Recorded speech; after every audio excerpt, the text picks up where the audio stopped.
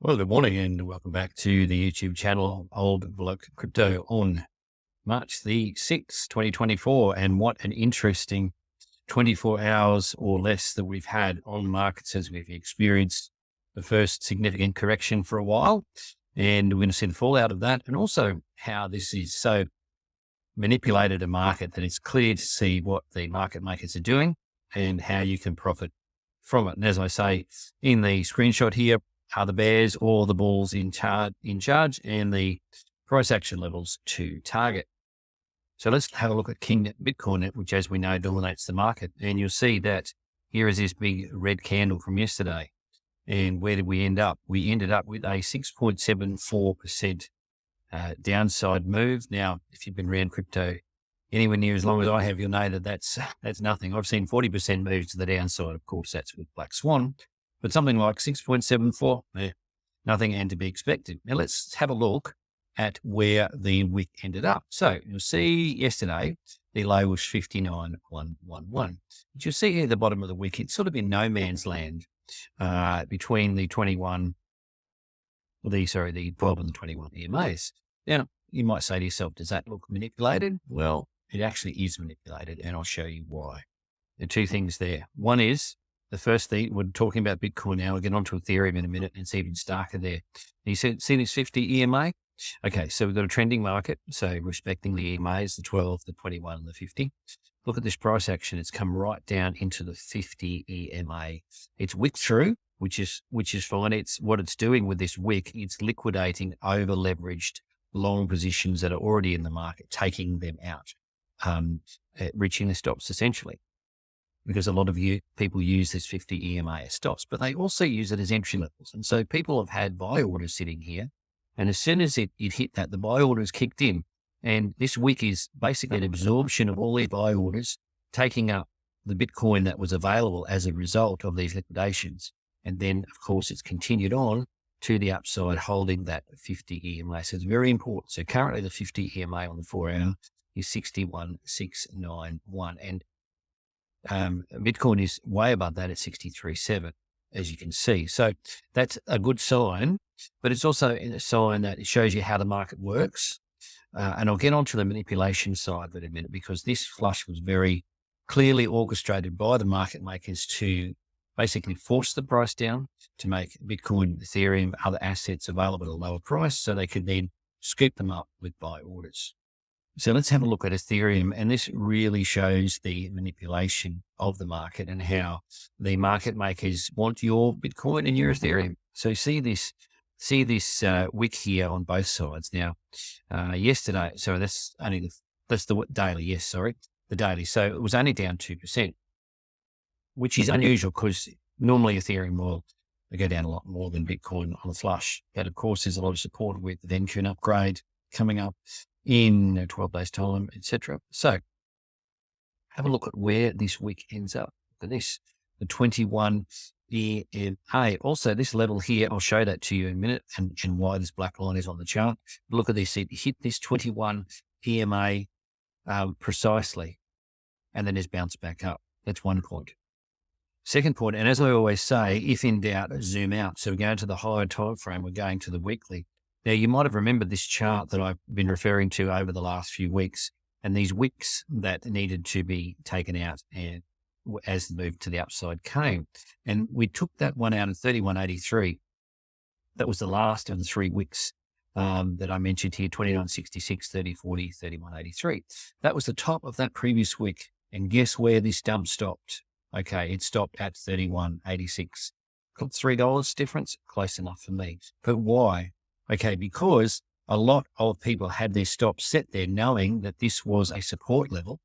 So around this level, very close to this, they've had their stops and they have been liquidated as a result. So the market maker has come down, tapped the top of the previous range, or the bottom of this range. Could be a range forming. But anyway, there's a lot of liquidity down there, and he's come and grabbed that almost to the dollar. So what I was saying to you about manipulation, it's not coincidence that happened. Of course, it was manipulated so that he could grab as much of your assets as he could.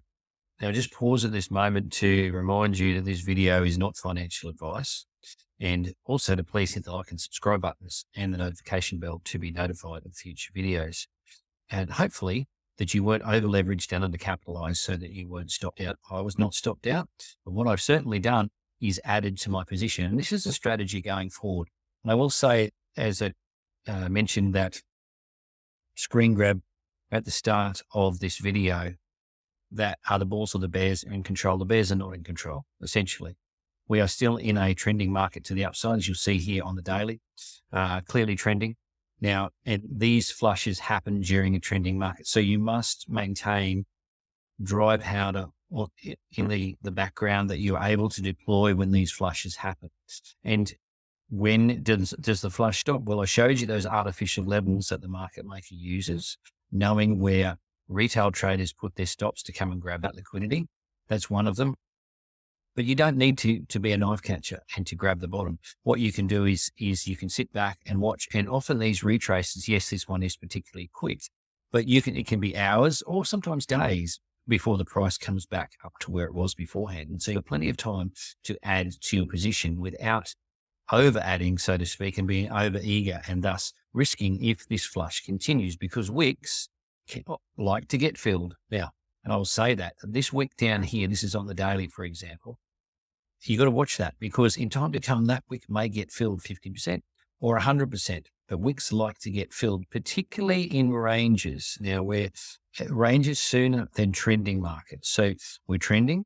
So that range, so this wick may not get filled for some time, but it's something to keep in mind and a reminder to always have dry capital available to deploy in situations like this. So let's have a look at the liquidations chart, and very, very interesting. And again, you've seen me refer to this chart many times in these videos, is simply it is so instructive in seeing what the market maker is planning, where they're going, where they're pushing the price action. Now, this is the 1 month chart, and I don't often refer to this chart, but just have a look. This is Ethereum, obviously, and on Binance. Let's have a look. We've got 4 billion sitting down at 30.12. Now, could the market maker target this? Well, yes, he could indeed.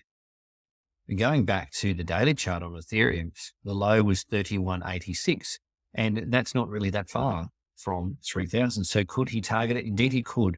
However, in my opinion, it's not likely to come imminently because there is too much support.